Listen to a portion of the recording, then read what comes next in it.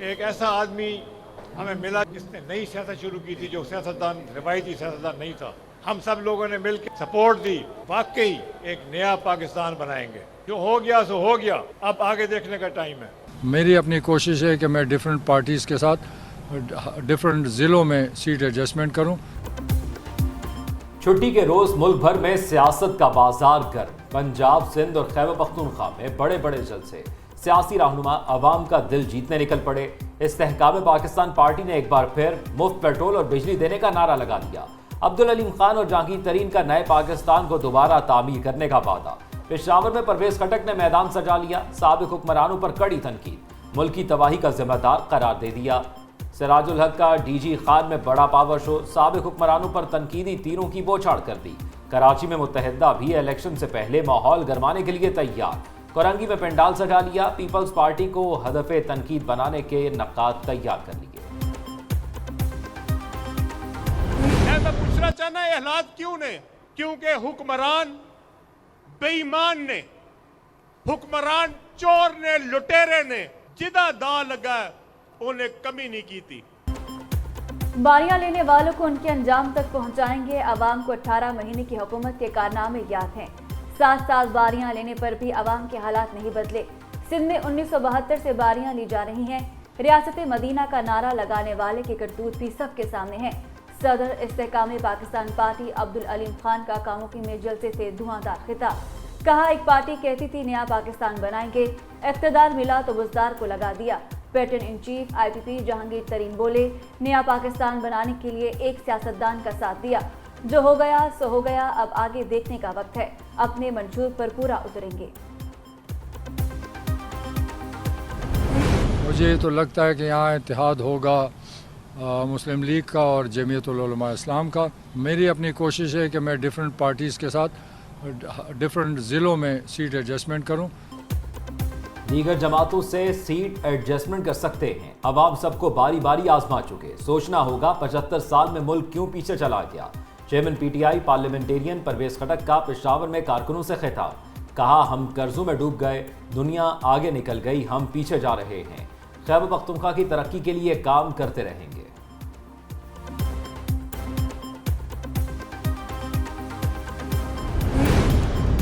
ملک میں غریب کا بچہ ایم این اے کیوں نہیں بن سکتا؟ ملک سے مافیاز کی سیاست ختم کرنا ہوگی. کرپشن عام آدمی نہیں حکمران طبقہ کرتا ہے. امیر جماعت اسلامی سراج الحق کا ڈی جی خان میں جلسہ عام سے خطاب. کہا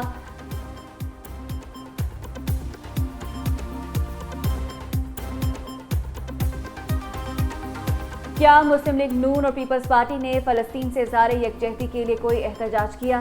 75 سال میں عوام نے ان حکمران کو دیکھ لیا. کوئی بھی ملک کی حالت بہتر نہیں کر سکا.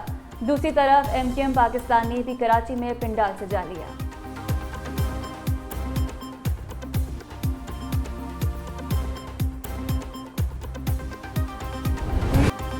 لاہور میں ایک اور کم عمر ڈرائیور کی گاڑی کو ٹکر. کم عمر ڈرائیور کو بچانے کے لیے بچے کے ماموں نے میڈیکل کی طالبہ کو قتل کر دیا. چنگ میں ہولناک واردات کا مقدمہ درج. ایف آئی آر کے مطابق کم عمر ڈرائیور عبدالرحمان نے گاڑی زیگ زیگ چلاتے ہوئے دوسری گاڑی کو ٹکر مار دی. عبدالرحمان نے اپنے ماموں اور دیگر افراد کو بھی بلا لیا جنہوں نے کار پر فائرنگ کر دی. گولی لگنے سے میڈیکل کالج کی طالبہ شدید زخمی ہونے کے بعد ہسپتال میں دم توڑ گئی. میڈیکل کالج کی طالبہ کا خاندان بیٹی کی تعلیم کے لیے سعودی عرب سے لاہور منتقل ہوا تھا. مقتولہ کے اہل خانہ نے نگراں وزیر اعلیٰ پنجاب کو تحفظ فراہم کرنے کے لیے خط لکھ دیا.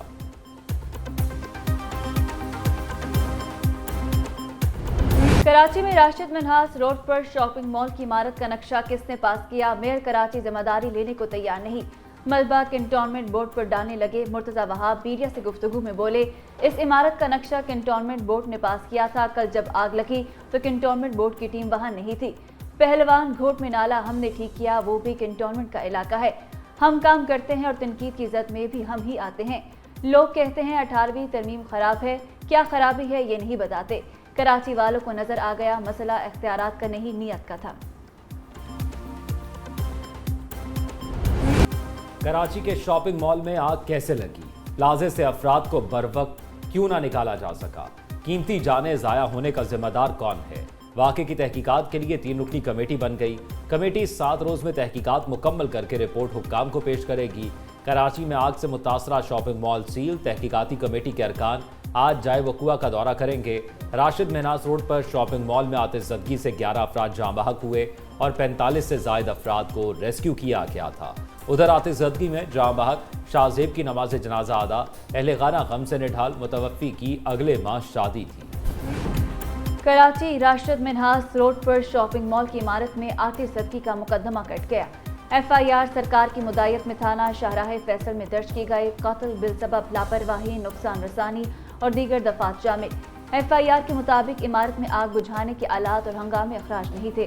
پلازے کی تعمیر میں ناقص مٹیریل کا استعمال کیا گیا کہ الیکٹرک کی ملی بھگت، عمارت کا نقشہ پاس کرنے والے اداروں کے خلاف تحقیقات ہوں گی۔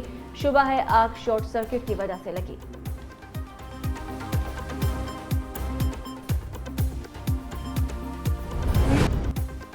قائد مسلم لیگ نون نواز شریف کا ایک بار پھر مری میں پڑاؤ کا منصوبہ۔ سابق وزیر اعظم کل مری کے لیے روانہ ہوں گے۔ پارٹی ذرائع کے مطابق نواز شریف اور مریم نواز مری میں 3 سے 4 روز تک قیام کریں گے۔ مری میں قیام کے دوران قائد نون لیگ کی اہم ملاقاتیں متوقع۔ نواز شریف کی خیبر پختونخوا کے رہنماؤں سے اہم ملاقاتیں بھی ہوں گی۔ لیگل ٹیم کے ساتھ بھی ملاقات کریں گے۔ مسلم لیگ نون کے صدر شہباز شریف کی بھی مری کے لیے روانگی متوقع۔ الیکشن کمیشن نے عام انتخابات کا ایک اور مرحلہ عبور کر لیا۔ انتخابی نشانات کی فہرست تیار، آئندہ ہفتے جاری ہوگی۔ سیاسی جماعتوں اور آزاد امیدواروں کو 327 انتخابی نشان الاٹ کیے جائیں گے۔ فہرست میں تیر، تلوار، شیر، بلہ اور عقاب شامل۔ کرین، کار، جیپ، بلب اور پھول کا انتخابی نشان بھی موجود۔ صابن دانی، تھرماس اور سرما دانی بھی انتخابی فہرست میں موجود ہیں۔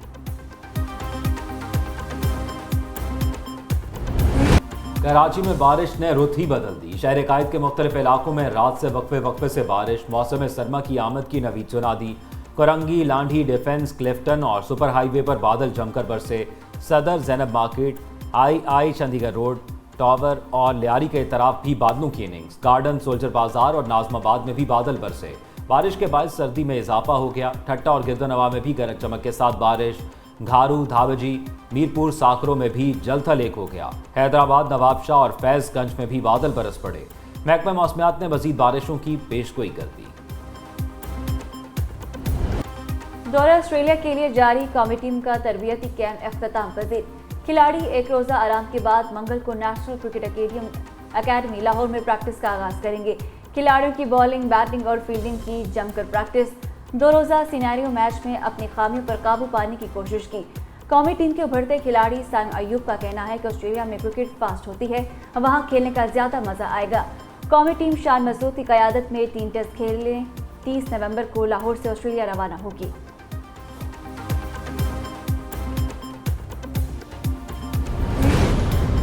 چیئرمین PCB کا انتخاب اگلے سال ہوگا۔ معروف قانون دان اور سابق جج شاہ خاور PCB کے چیف الیکشن کمشنر تعینات۔ نگراں وزیر اعظم نے منظوری دے دی۔ وزارت بین الصوبائی رابطہ کے نوٹیفیکیشن کے مطابق شاہ خاور ایڈوکیٹ کو 3 ماہ کے لیے PCB الیکشن کمشنر تعینات کیا گیا ہے۔ چیئرمین PCB کی تعیناتی کے لیے 4 فروری 2024 تک کی ڈیڈ لائن مقرر کی گئی ہے۔